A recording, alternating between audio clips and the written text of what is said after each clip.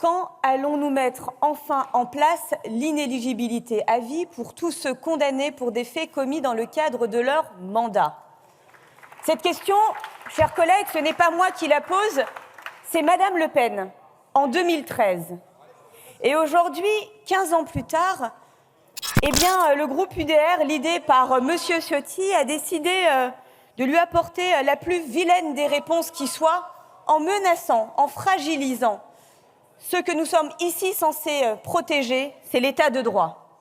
Hier, vous étiez le leader d'une droite républicaine, une droite debout, fière d'elle-même. Et vous voilà devenu aujourd'hui le porte-flingue d'une extrême droite revendiquée qui veut affaiblir notre justice. Parce que partout où elle avance, oui, en France comme ailleurs, l'extrême droite veut mettre au pas la justice. Et par la loi que vous proposez, Monsieur Ciotti, vous rappelez que vous proposez une loi non pas pour les Français, mais une loi taillée sur mesure pour votre ami du Rassemblement national. Une loi d'exception, une exception qui porte un nom, Marine Le Pen. Marine Le Pen qui, en 2017, d'ailleurs, réclamait la main sur le cœur, la tolérance zéro, les peines planchées, la suppression des remises de peine. Et puis, quelques affaires judiciaires et plusieurs mises en examen plus tard, tout cela a disparu.